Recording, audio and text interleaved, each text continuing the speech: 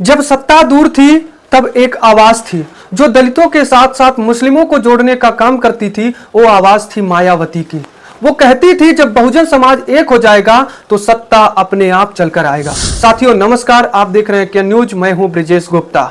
दोस्तों, सत्ता में आने से पहले मायावती के भाषणों में एक अलग ही रणनीति दिखती थी, झलकती थी। मायावती जी हमेशा मुस्लिम और दलितों को जोड़ने का काम करती थी। मायावती जी का अक्सर यह मानना था कि यही दो समाज हमारे देश में ऐसे हैं जो ज्यादा शोषित हैं। इन समाज को लेकर के जिस तरह से इन समाज का हमारे देश में शोषित होता था, उस मुद्दा को लेकर के मायावती जी अक्सर भारतीय कांग्रेस पार्टी और भारतीय जनता पार्टी को जो है घेरती थी। मायावती जी का मानना था कि भारतीय जनता पार्टी और भारतीय कांग्रेस पार्टी ये तो दलित समाज, मुस्लिम समाज के वोट को लेती थी, वोट के लिए इनके हक की बात करती थी, लेकिन जमीनी हकीकत यह थी कि इन दोनों समाज के लिए ये दो पार्टियां किसी भी तरह की काम नहीं करती थी। इसलिए मायावती जी हमेशा जब सत्ता में नहीं थी, ना उनके पास किसी भी प्रकार का पद था, वह केवल बहुजन मूवमेंट को आगे बढ़ाती थी। उस समय मायावती जी यही दो समाज के लिए हमेशा बात करती थी, क्योंकि उनका मानना था कि ये दो समाज मुस्लिम और दलित ज्यादा शोषित हैं। लेकिन साथियों, बहुजन मूवमेंट को आगे बढ़ाते बढ़ाते मायावती जी के लिए एक ऐसा मोड़ आया कि जो वाकई में पूरे भारत की राजनीति में एक अलग ही मोड़ ले लिया था। मायावती जी का एक ऐसा भाषण जो मुस्लिम समाज उनका फैन हो गया था। लोगों ने यह चर्चाएं अब करना शुरू कर दिया था कि मायावती जी ने ऐसा क्या भाषण दे दिया कि जो मुस्लिम समाज बढ़ चढ़ के आजादी के बाद से कांग्रेस को वोट देता था, वही मुस्लिम समाज उत्तर प्रदेश में मायावती जी की पार्टी यानी कि बहुजन समाज पार्टी को वोट करने लगा। आखिर में कारण क्या था? तो साथियों, आज हम अपने वीडियो में पूरा सिलसिलेवार तरीके से हर पॉइंट का जिक्र करेंगे। वो भाषण क्या था, मायावती जी ने क्यों दिया था, कहां दिया था, इस पर हम बताएंगे पॉइंट टू पॉइंट। आप वीडियो के लास्ट तक बने रहिएगा। अगर आप वीडियो को स्किप करेंगे तो आप हर पॉइंट को भूल जाएंगे। लेकिन उससे पहले साथियों, मैं एक छोटा सा पॉइंट जिक्र करूंगा कि मायावती जी किस तरह से प्रयास किया मायावती जी ने, और कब कब चुनाव उन्होंने हारा और बड़ी हार का सामना मायावती जी को करना पड़ा था। तो सबसे पहले जिक्र करते हैं साल 1984 का। मायावती जी पहली बार चुनावी मैदान में उतरी थी चुनाव लड़ने के लिए, लेकिन भारी हार का सामना मायावती जी को करना पड़ा, जिसके 84 यानी कि 1985 एक साल बाद बिजनौर में उपचुनाव होने वाला था। उस उपचुनाव में मायावती जी मैदान में उतरी। उनके सामने कांग्रेस के नेता जगजीवन राम की बेटी मीरा उतरी थी। जगजीवन राम की बेटी मीरा जो है कांग्रेस से उपचुनाव लड़ रही थी बिजनौर में, और इधर मायावती जी लड़ रही थी। दोनों का टक्कर उस समय चर्चा चल रहा था, लेकिन उस समय भी मायावती जी को उपचुनाव में भी बड़ा हार का सामना करना पड़ा था। मायावती जी को निराशा मिली कि इस प्रकार से हमारी हार हो रही है, लेकिन मायावती जी ने हार नहीं माना, क्योंकि उनके साथ कांसीराम थे। कांसीराम के बारे में आप जानते हैं कि उनकी विचारधारा, उनके अंदर पेशेंस किस तरह है। वही पेशेंस को, वही धैर्य मायावती जी के अंदर आया। मायावती जी ने धैर्य बनाया, प्रयास करना शुरू कर दिया, जिसके बाद 4 साल बाद एक ऐसा दौर आया कि मायावती जी के इतिहास बदल दिया, भारत की राजनीति में एक अलग मोड़ ले लिया। साल था 1989।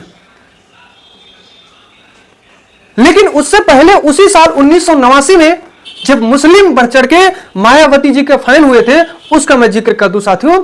साल 1989 में बहुजन समाज पार्टी के द्वारा दिल्ली के जामा मस्जिद के बगल में भाईचारा बनाओ सम्मेलन का आयोजन किया गया था।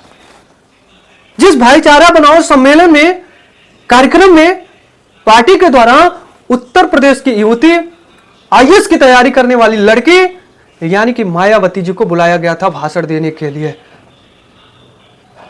दिल्ली के गलियारों में, अखबारों में चर्चा हुई कि उत्तर प्रदेश की एक नई युवती जो अभी राजनीति में एंट्री की है, वह जामा मस्जिद के बाद भाईचारा बनाओ सम्मेलन में भाषण देने के लिए आएगी।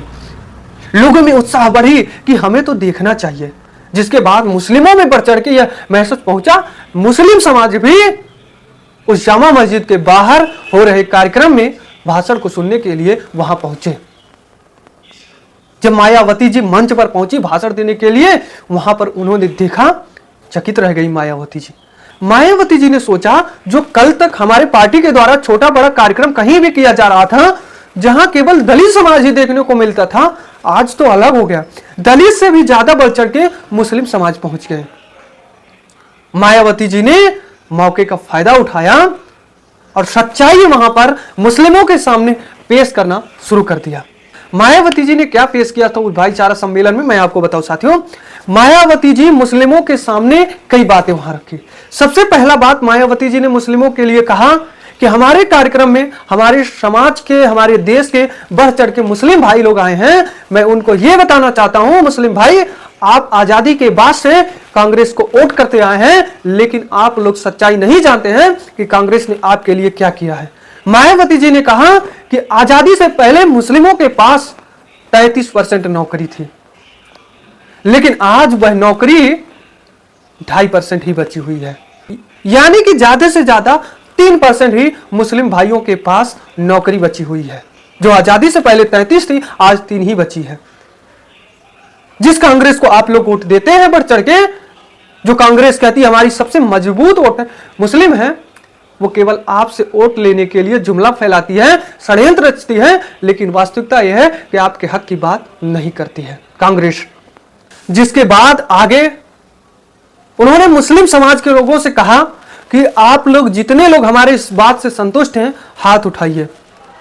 क्या यह सच है या फिर झूठा? क्या आपके बच्चे नौकरी पाए हैं? आजादी के बाद से केवल मुस्लिम समाज के पास 3% नौकरी बची है और देश में कांग्रेस की सरकार है।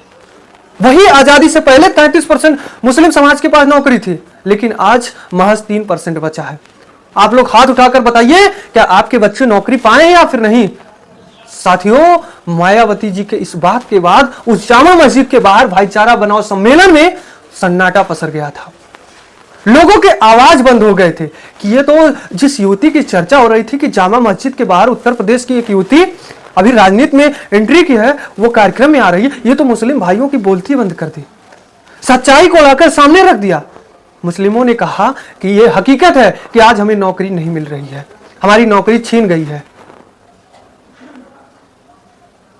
जिसके बाद मायावती जी ने आगे और कहा कि ये नौकरी ही नहीं, आपके गरीब, आप जो मुस्लिम समाज गरीब समाज है, उनके बच्चों की पढ़ाई यानी कि शिक्षा भी रुक जा रही है, क्योंकि सरकार के पास कोई योजना ऐसी नहीं है जो गरीब मुस्लिम बच्चे अच्छी शिक्षा को प्राप्त कर लें।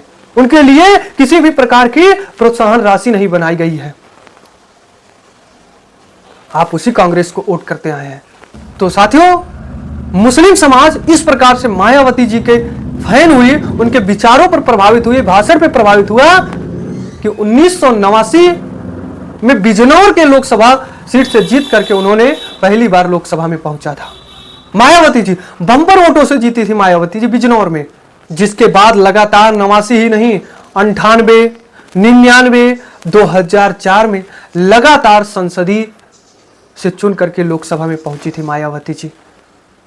इस प्रकार से मुस्लिम समाज का झुकाव मायावती जी की तरफ आरोही क्रम में गया और ग्राफ सीधे गया था। मुस्लिमों का परसेंटेज अगर देखा जाए बीएसपी की तरफ, तो सीधे ग्राफ जाता हुआ नजर आया था। मायावती जी इस प्रकार से जो है प्रयास किया था मायावती जी ने। और यहीं तक नहीं था, साल 1994 में मायावती जी पहली बार राज्यसभा के लिए भी निर्वाचित हुई थी, राज्यसभा में पहुंची थी। तो साथियों, यह थी आज की हमारी रिपोर्ट, जो मैंने आपको अपने वीडियो में बता दिया कि मुस्लिम समाज किस प्रकार से मायावती जी के किस कार्यक्रम, किस भाषण में, किस बात पर प्रभावित होकर के बसपा की तरफ झुका था, जो मैंने अपने वीडियो में पॉइंट टू पॉइंट सिलसिलेवार तरीके से बता दिया हूं। इस पर आप क्या कहेंगे कमेंट में जरूर बताएं। और हाँ, हम अपने चैनल पे एक स्पेशल स्टोरी इस हफ्ते लगातार लेकर आएंगे। आज हमारी पहली स्टोरी है, जो मैंने पहली स्टोरी में मुस्लिम बसपा की तरफ क्यों आया था, कैसे आया था, इसके बारे में मैंने बताया। आपको अगली स्टोरी देखनी है कि दलित समाज मायावती जी के किस भाषण पर, किस विचार पर बसपा की तरफ आना शुरू किया था, ये हमारी अगली स्टोरी होगी। इस पर आप देखने के लिए हमारे चैनल को फॉलो करेंगे, अगर यूट्यूब पे हैं तो सब्सक्राइब करेंगे। तो दीजिए ब्रिजेश गुप्ता को इजाजत, मिलते हैं नई वीडियो में नई मुलाकात के साथ। धन्यवाद।